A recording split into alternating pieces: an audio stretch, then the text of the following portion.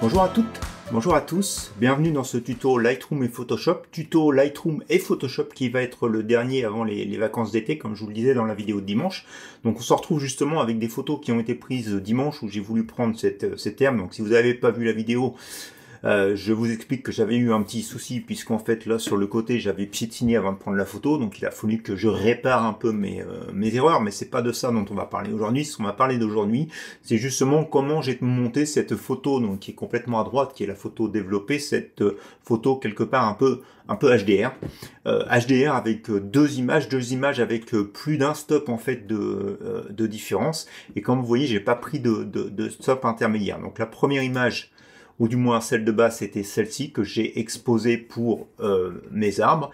Et puis en fait, j'ai cette seconde image qui est très sous-exposée pour cette fois-ci récupérer les informations dans le ciel. Donc ce que je vais vous montrer, c'est comment j'ai pu les assembler. Alors ce qu'on pourrait très bien faire, c'est sélectionner donc ces deux images. Donc on va revenir tout de suite dans la librairie. Donc on peut sélectionner cette première image et cette seconde image. Et donc ce qu'on peut faire, c'est assembler cette photo comme un HDR, donc dans Lightroom. Donc Lightroom, je vous avais déjà montré comment ça va faire. Donc il va assembler ces photos ici en fonction des choses qui ont bougé. Il va nous proposer quelque part ce qui s'appelle un deghosting, c'est-à-dire qu'il va essayer de combiner les images pour qu'il y ait le moins de choses qui bougent. Donc là, il a effectivement vu qu'il y avait des choses qui bougeaient là-haut. Bah oui, puisque finalement ce qui bougeait là-haut, donc c'était le vent dans les feuilles, enfin les feuilles à cause du vent. Donc voilà, il m'a proposé une image. Donc ce que je vais faire, c'est que je vais donc assembler. Donc il est en train de créer l'assemblage. Donc on voit la barre de progression ici. Donc voilà, c'est cette photo ici. Donc vous voyez avec le HDR. Et donc on va voir qu'avec ce type de HDR, et ben malgré tout, il va être très compliqué pour moi de récupérer des informations là-haut dans le ciel. Elles sont là néanmoins, mais vous voyez, il faut vraiment que je descende énormément l'exposition, donc je pourrais effectivement le faire. La meilleure possibilité, la meilleure façon, je dirais, de le faire, ça serait probablement de sélectionner le ciel.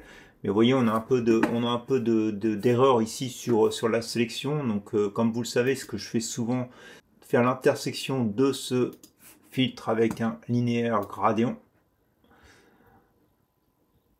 Voilà, donc on va faire diminuer un peu l'effet pour que ça soit un petit peu moins franc au niveau des arbres. Et donc effectivement, on va descendre un peu l'exposition, on va descendre les hautes lumières, on va descendre un peu les ombres. Voilà, on va essayer de continuer à garder un peu de contraste. Il va falloir probablement jouer un peu sur les bleus et sur la couleur des blancs pour conserver des lumières, mais vous voyez, c'est très compliqué de récupérer les choses dans les nuages. Donc du coup, ce que j'ai fait sur cette image, j'ai pas du tout utilisé cette méthode. Donc on va revenir dans la librairie, on va supprimer cette image. Hop, on va la supprimer à la fois du disque et de Lightroom. Donc voilà, on a cette image. Donc en fait, ce que j'ai fait, c'est cette image ici. Donc vous voyez, je l'ai assemblée, on le voit ici en format PSD. Donc elle a été assemblée dans Photoshop. Donc en fait, j'ai sélectionné l'image développée ici. Donc on peut rapidement voir ce que j'ai fait pour le développement. Donc j'ai vraiment pas porté aucun intérêt finalement aux hautes lumières là-haut, mais j'ai vraiment fait un développement pour la partie centrale. Donc j'ai fortement descendu les hautes lumières, hein, comme vous pouvez voir ici. J'ai descendu aussi les noirs, je voulais pas avoir de points noirs. Et d'ailleurs, pour m'en assurer, ce que j'ai fait, c'est que j'ai légèrement augmenté ici mon point noir et mon point blanc pour m'assurer qu'il n'y avait aucun élément surexposé ni aucun point noir. Et j'ai donné légèrement une courbe en S pour ajouter un peu de contraste à mon image. Et puis donc j'ai ajouté de la texture un peu comme d'habitude. Je suis probablement même monté un petit peu haut sur cette image, mais je voulais vraiment donner quelque chose de particulier ici à ces termes. Et puis de la clarté. Et puis bah, ce que j'ai fait, vous pouvez le voir ici, donc j'ai ajouté un filtre radiant relativement large. L'idée étant de jouer sur la couleur ici et le contraste entre les couleurs sur cette herbe-là. Et donc forcément, ça allait impacter aussi celle de derrière, qui était dans les mêmes teintes de couleurs. Donc on va supprimer le filtre pour que vous voyez bien. Donc si vous regardez ici, c'est assez flagrant sur le bas de l'image. Ça c'est sans le filtre, ça c'est avec le filtre. Mais regardez aussi en haut un petit peu. Donc on peut peut-être zoomer sur l'image pour que vous voyez ça. Ça, c'est donc avec le filtre, et donc ça, c'est sans le filtre. Donc, vous voyez, je ne sais pas si vous percevez correctement à l'écran, mais il y a quand même une différence sur les couleurs, sur le contraste des couleurs. Ça, c'est sans le filtre, et ça, c'est avec le filtre.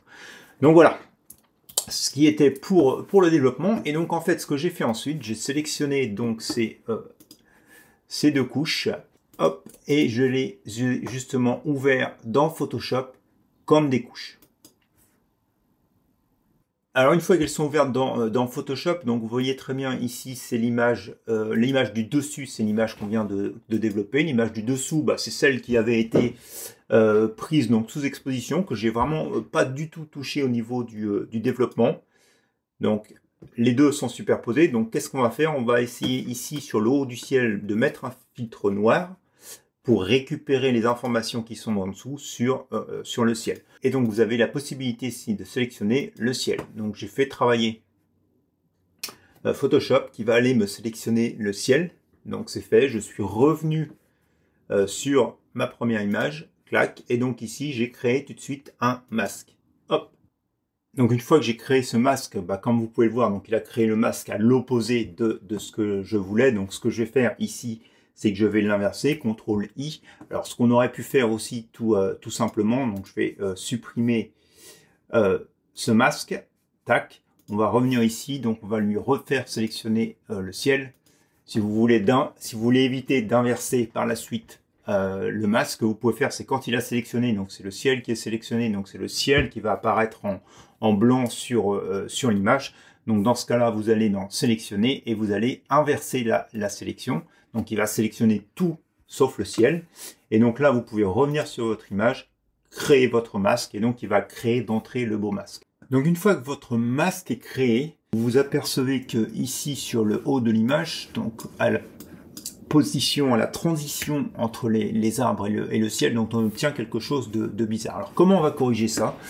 Eh ben on va double-cliquer ici sur le masque et on va se retrouver donc dans cette configuration où vous voyez votre masque en noir et blanc. Alors vous avez plusieurs options de vue, vous pouvez l'avoir sur ce qu'on appelle la plure d'oignon avec justement les petits pointillés qui vous montrent un peu quel masque a été sélectionné, donc soit sur du noir, soit sur du blanc.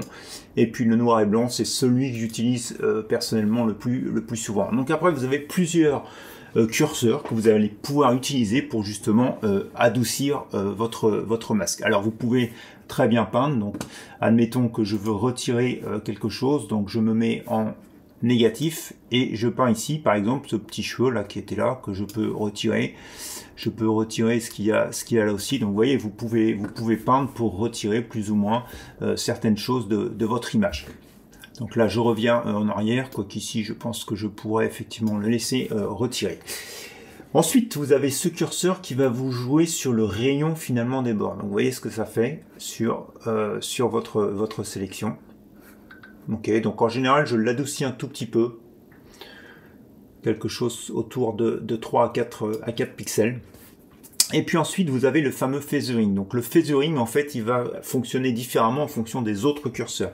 Donc là, tous les autres curseurs sont à 0. Vous allez voir, si j'augmente le feathering, et ben finalement, ça fait une zone de transition entre les blancs et les noirs. Donc une zone de transition grise qui est de plus en plus large. Donc ici, elle est sur 1000 pixels. Et puis ici, vous voyez, on va la diminuer un tout petit peu. Vous voyez ce que ça fait. Et ici, vous avez ce curseur qui va bouger les bords. Donc si je le pousse d'un côté, vous voyez, il va étendre les bords des blancs. Et si je pousse de l'autre côté, il étend le bord vers les noirs. Donc on va le réinitialiser. Vous allez voir que si je mets, allez, on va dire un feathering qui est ici au milieu, et que je pousse justement ce curseur vers la droite, donc vous allez voir qu'on va étendre les blancs plus vers le haut. Et puis si on est sur les noirs, on va descendre les noirs plus vers le bas. Donc vous voyez en fait que ces curseurs sont quelque part un peu complémentaires. Je vais continuer à pousser le feathering et là vous voyez qu'on a vraiment supprimé énormément de choses pour conserver quelque chose de très très flou. Donc en fait c'est exactement sur ces curseurs là que l'on va jouer là maintenant. Donc ce que je vais faire, je vais vraiment avoir dans mes branches, je veux pas avoir cette transition très très forte, donc je vais monter mon feathering un tout petit peu. Donc là, je pense que je peux encore y aller. On va vraiment essayer de créer une transition qui est floue. Alors effectivement, j'ai mes bords là qui sont... Voilà, mes bords devraient être là, c'est pour ça. J'ai oublié de les réinitialiser, mais on va créer quelque chose comme ceci. Et je vais pousser un peu les blancs vers l'extérieur. Donc on va aller probablement quelque chose comme ceci. Alors je peux revenir sur ma vue ici, sur la couche, pour voir à peu près quel effet ça va avoir sur mon image. Donc vous voyez ici, si je les pousse de l'autre côté, hop, on va réaugmenter probablement le phasering. On va essayer de faire quelque chose comme ceci. Et là, on va plutôt aller dans l'éclair. Donc on va aller encore un tout petit peu. Alors je vous ai pas montré, il y a cet écran, ce contraste. Alors lui, je l'utilise très peu parce qu'il fait vraiment des choses très bizarres. J'ai un peu de mal à le maîtriser, ce curseur de contraste. Donc là, on avait augmenté le rayon, on peut rajouter un peu d'adoucissement. Bon, je trouve que c'est pas très flagrant l'effet que ça fait. Alors, je pense qu'il doit y avoir des fois où ça doit être probablement beaucoup plus tranchant.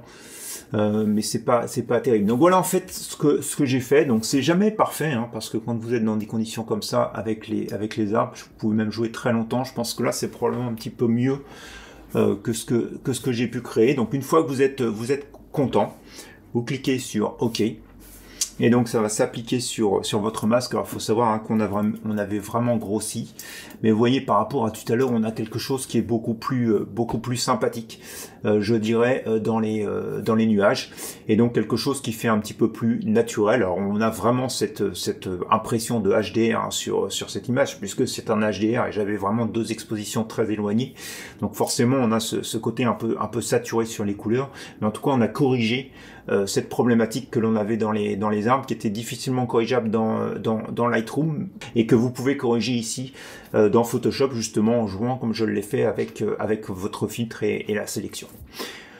Bah écoutez, voilà, c'est fini pour ce dernier tuto avant les vacances d'été. J'espère qu'il vous aura appris encore pas mal de choses sur l'utilisation des masques et de Photoshop. Si c'est le cas, bah un petit pouce en l'air, n'hésitez pas à partager cette vidéo, à la commenter. Il ne me reste plus qu'à vous souhaiter une bonne fin de semaine, et puis on se dit à dimanche pour de nouvelles expériences photographiques. Allez, bonne fin de semaine à vous, au revoir.